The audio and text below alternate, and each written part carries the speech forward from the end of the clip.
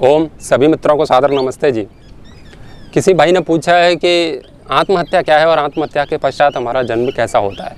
तो इस विषय में एक दृष्टिकोण से मैं पहले विचार रख चुका हूँ कि शरीर की जो हत्या करते हैं उनका अगला जन्म कैसा होता है, किंतु यहाँ पर आत्महत्या से संबंधित प्रश्न पूछा है। तो वास्तव में वो आत्महत्या नहीं होती, वो तो शरीर की हत्या है, स्वहत्या कहते हैं उसे। आत्मा की हत्या कैसे होती है, इस विषय में ये मंत्र बहुत अच्छे से बताता है। ईशावास्य उपनिषद का तीसरा मंत्र है, असुर्या नाम ते लोका अंधेन तमसा वृताः तांस्ते प्रत्याभिगच्छन्ति ये केचात्महनो जनाः। ये यजुर्वेद के 40वें अध्याय में भी आपको मिलेगा। ये केचात्महनो जनाः, जो व्यक्ति आत्मा का हनन करते हैं वो मरकर ऐसे लोगों को प्राप्त होते हैं जो घनघोर अंधकार से आवृत हैं। तांस्ते प्रत्याभिगच्छन्ति, प्रेत्य भाव पुनरुत्पत्ति, प्रेत्य भाव इसको महर्षि गौतम न्याय शास्त्र में ऐसे कहते हैं। पुनरुत्पत्ति प्रेत्य भाव अर्थात शरीर के त्याग के बाद आत्मा का नए शरीर से संयोग होना, पुनरुत्पत्ति प्रेत्य भाव अर्थात वो प्रेत्य भाव उसको कहते हैं, वो नया जन्म है। तो मृत्यु के पश्चात कैसे लोगों को हम प्राप्त होते हैं, जहाँ पर असुर ही असुर लोग रहते हैं, वहाँ पर अंधकार ही अंधकार है। समझ लीजिए आपका जन्म पाकिस्तान में हो सकता है या भारत में भी ऐसे क्षेत्र हैं जहाँ पर ज्ञान का पूर्ण रूप से अभाव है, वहाँ कुछ जानते ही नहीं, लोग कुछ समझते ही नहीं, बहुत बुरा जीवन जी रहे हैं। वो समझ ही नहीं पाते कि धर्म अध्यात्म क्या है, बस जैसा है वैसा चल रहा है। तो ऐसे लोगों को प्राप्त होते हैं वे लोग जो अपनी आत्मा का हनन करते हैं, आत्महंता हैं वो लोग। आत्महंता अर्थात अपने ज्ञान के विपरीत जीना। एक तो ज्ञान मिथ्या ज्ञान कुछ भी हो सकता है, तो उसके विपरीत जीना एक बात अलग है, वो नहीं है। सत्य जो हमने जान लिया, निर्णय कर लिया कि ये सत्य है, अब उसके विपरीत जो लोग जीते हैं वो आत्महंता हैं। एक व्यक्ति एक ही दिन में कई बार आत्महत्या कर लेता है। मरे हुए वो लोग नहीं हैं जिन्होंने श्वास लेना छोड़ दिया है। मरे हुए वे लोग हैं जो जीते जी मर गए हैं। जीते जी मर जाना ही आत्महत्या है। मुझे पता है कि ये बात सत्य है, लेकिन मैं कह नहीं सकता। क्यों नहीं कह सकता? धन को कोई छीन सकता है, प्राणों को छीन सकता है, घर को कोई छीन सकता है, और हमको राजनीति से भगा सकता है, हमको गांव से भगा सकता है। बहुत सारे भय हो सकते हैं जिनके कारण हम सत्य नहीं कह पाते। तो जो व्यक्ति सत्य को जान लेते हैं कि सत्य ये है, शास्त्र ये कहता है, वेद ये कहता है, मेरे जीवन का अनुभव ये कहता है, और उसके बाद वो समाज में उस बात को नहीं बोल पाते, वो आत्महत्यारे हैं। एक तो समाज में इसको ले लीजिए, और एक अपने ही जीवन में संकल्प ले लिया कि ये सत्य है और मैं इसी मार्ग पर चलूँगा, लेकिन फिर भी मैंने सोच लिया कि मैं अब सत्य बोलूँगा, लेकिन झूठ बोल दिया किसी से, लेकिन अंदर ही अंदर संकोच हो रहा है। ये आत्महत्या है। मुझे पता है कि जिसको लोग साईं बाबा कह रहे हैं वो चांद मियाँ था, लेकिन मैं नहीं बोल सकता। क्यों? क्योंकि विरोध होगा, लोग गालियाँ देंगे, कोई कुछ भी कह सकता है। मैं जानबूझ के वो नहीं कह पा रहा। सम्मान की इच्छा है, सम्मान छिन न जाए, सम्मान के छिनने का भय जो है वो सत्य नहीं बोलने देता। उस स्थिति में हो जाती है हमारी आत्महत्या। मैं एक कार्यक्रम में गया था, वहाँ बच्चे बैठे हुए थे बहुत सारे। मैंने उनसे हाथ उठवाया कि कौन कौन शिरडी वाले साईं बाबा की पूजा करता है। तो बहुत सारे लोगों ने हाथ उठाया, उसमें से 30-35% लोग कम से कम होंगे। तो बगल में कोई बैठे थे, वहाँ के मंत्री संतरी जो भी थे, उन्होंने कहा कि यहाँ साईं बाबा के विषय में मत बोलो, लोग बहुत मानते हैं। अब मैंने सोचा कि अब इनको क्या बताया जाए। मैंने कहा जो होगा वो देखा जाएगा, क्योंकि आत्महंता नहीं बनना, ये मेरे अंदर विचार आया। फिर मैं जो नहीं भी बोलने वाला था वो भी चांद मियाँ के विषय में बोला, सबको सुनाया अच्छे से कि ये 1 नंबर का जिहादी था। उसको बोलने के बाद मुझे संतुष्टि हुई, तो मैं बच गया आत्मा का हनन करने से। अधिकांश लोग अपनी आत्मा के स्वभाव के विपरीत जीते हैं। उन्हें पता है सत्य ये है, लेकिन वो कह नहीं पाते। अकबर ने कईयों को डरा दिया था और वो डर गए थे। कई सारे सम्राट घुस गए थे वो अकबर की गुफाओं में, संधि कर ली थी उससे। उनको कहते हैं आत्महत्यारे। और आत्महत्यारे कौन नहीं थे? वो थे महाराणा प्रताप। उठा के भाला चल दी और कर दिया सत्यानाश शत्रुओं का। तो महाराणा प्रताप आत्महंता नहीं थे। आप इसको दूसरे प्रकार से समझिए। महाभारत में सबसे बड़े आत्महंता कौन थे? आप सोचिए। उनको पता था सत्य ये है। अर्जुन को देख देख के आंसू बहा रहे हैं, सोच रहे हैं मैं भी इनके साथ होता, मैं भी युद्ध करता, लेकिन बंध गए एक वचन से। नहीं कह पाते वो सत्य कभी भी, और बस उनको बार बार बिठा दिया जाता है कि तुम शांत बैठो, एक संकल्प लेकर के तुम यहाँ बैठे हो। वो व्यक्ति थे भीष्म पितामह। महाभारत के जितने भी पात्र थे उनमें सबसे बड़े आत्महत्यारे थे भीष्म पितामह। क्षण क्षण मृत्यु हो रही थी उनकी। क्यों? क्योंकि वो चाहते अर्जुन को थे और युद्ध कर रहे थे दुर्योधन की ओर से। वो व्यक्ति आत्मा के हत्यारे थे।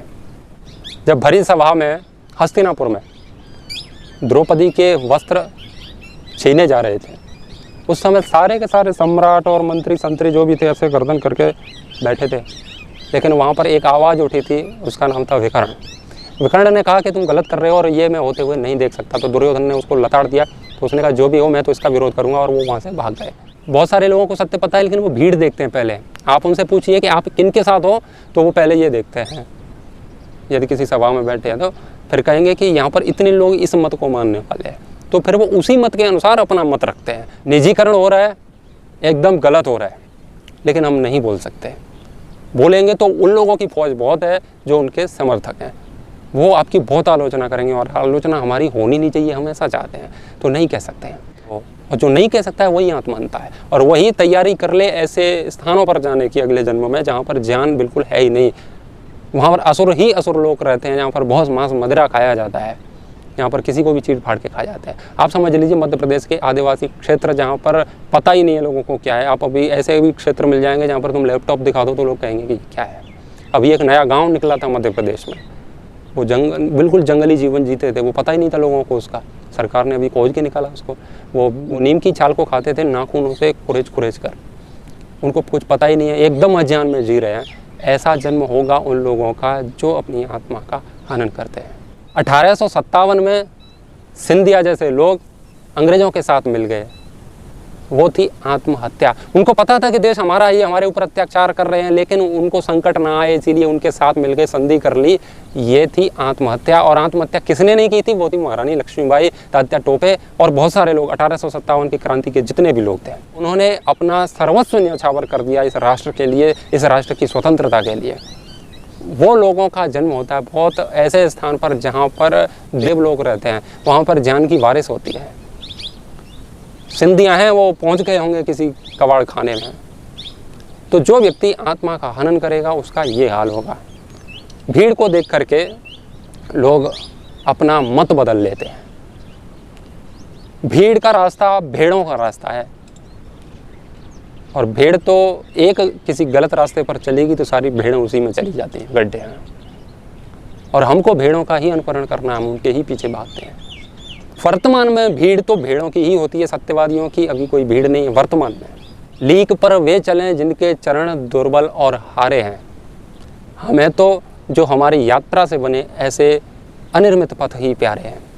लीक फाड़ कर चलना वीरों का कार्य है, सिंहों का कार्य है। हाथी अपने रास्ते पर जाता है, कितने भेड़िए उसके रास्ते पर हैं, वो सब हट जाएंगे, उसकी कोई चिंता नहीं है, उसको नहीं हटेंगे तो हटा देंगे। वीर लोग होते हैं वो समाज को बदलने की क्षमता रखते हैं, और ना बदल पाएँ तो वो अपना रास्ता बिल्कुल नहीं बदलते हैं। और कायर जो लोग होते हैं वो भीड़ देख करके अपना मत बदल लेते हैं, और वो समाज में ही घुल मिल जाते हैं। समाज गलत दिशा में जा रहा है तो वो भी जानते हुए भी गलत दिशा में चले जाते हैं। समझ रहे हैं कि नेताजी लुटेरे हैं, ये गुंडा एक नंबर का, लेकिन उससे कुछ काम निकालना है तो जाकर के नेताजी तुम संघर्ष करो, हम तुम्हारे साथ हैं। वो संघर्ष कर रहा है, उनके साथ नारेबाजी कर रहा है, अंदर ही अंदर मर रहा है। कोई पैसे वाला है, सब उसकी फॉर्च्यूनर है, उसमें बैठ जाओ एक बार गाड़ी में। वो कह रहा है कि तेरे जैसे बहुत आते हैं मेरे पास, लेकिन बैठा लो ना थोड़ा सा। बैठ गए उसके साथ, उसने पीछे डिग्गी में डाल लिया तुमको। तो अब उसमें तुम जा रहे हो ना, तुम नहीं जा रहे हो, तुम्हारी लाश जा रही है, क्योंकि हत्या तुम्हारी हो चुकी है, आत्महंता हो।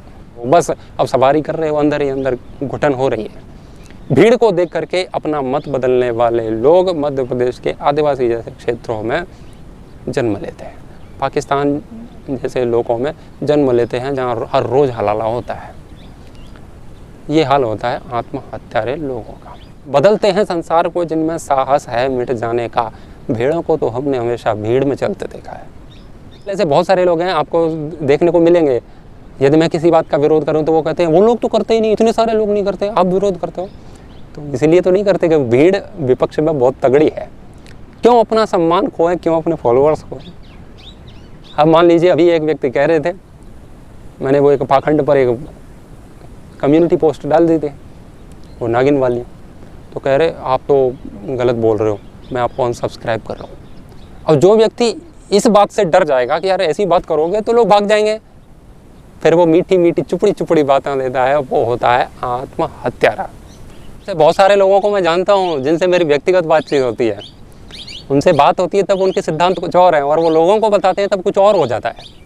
अब उनसे पूछो कि भैया ये बात तो ऐसे थी, तुम ऐसे क्यों कर रहे हो, तो वो कहते हैं भाग जाएंगे सारे लोग, बहुत लोग मुझसे जुड़े हैं, इस कम्युनिटी के लोग बहुत हैं, ये इस सोच वाले लोग बहुत हैं, ये फिर विरोध करेंगे, तो वो उन्हीं के साथ चल रहे हैं।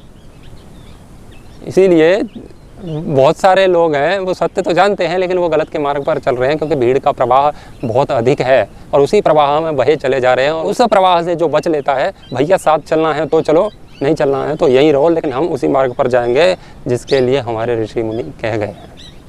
महाजनों ये न गतः सपंथा, तो वही हमारा मार्ग है और उसी पर चलें।